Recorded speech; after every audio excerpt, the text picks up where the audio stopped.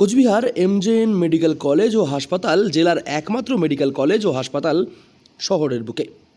আর এই মেডিকেল কলেজের বিষয় নিয়ে একাধিক অসুবিধার কথা সামনে উঠে আসছিল দীর্ঘ সময় ধরে।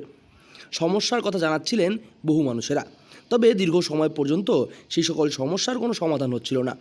বর্তমান সময়ে কিছুদিন আগে এমএসভিপির পরিবর্তন করা হয় এই মেডিকেল কলেজের। কোচবিহার হাসপাতালের অবস্থা কিরকম? ভালো আছে, এখন পরিষেবা ভালো দিচ্ছে ওরা। নতুন এমএসবিপি আসার পর থেকে কি পরিষেবা কিছুটা চেঞ্জ হয়েছে বলে মনে হয়? একটু চেঞ্জ হয়েছে। চেঞ্জ হয়েছে একটু।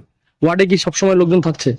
আর আপনার কদিন হয়েছে পেশেন্ট কি নিয়ে আসার? 2 দিন 2 দিন। 2 দিন হয়েছে। 2 দিনে কি মনে হচ্ছে যে পেশেন্ট সুস্থ হয়ে যাবে?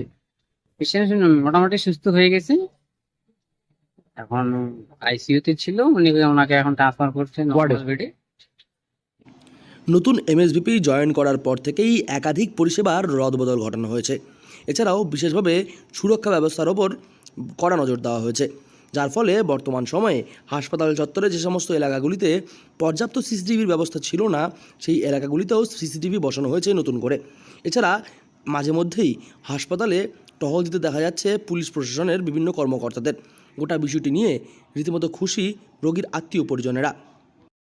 আচ্ছা এখন হাজবেন্ড যেহেতু আমার, কারণ থাকতে হবে, আমার কেউ থাকার নেই, তো এটাই অসুবিধা হচ্ছে এখন। মানে এই ওয়ার্ডগুলোতে এখন এই মানে রেস্ট্রিকশনটা করে দেওয়া হয়েছে। হ্যাঁ হ্যাঁ সিসিটিভি ক্যামেরা তো ছিল না একটা সময় বেশ কিছু জায়গায়, সেগুলো কি সিসিটিভি ক্যামেরা লাগানো হয়েছে বলে মনে হয়? হ্যাঁ, কিছু কিছু লাগানো তো হয়েছে। হ্যাঁ, লাগানো হয়েছে। সুরক্ষা কি মনে হচ্ছে হাসপাতালে সেরকম আছে?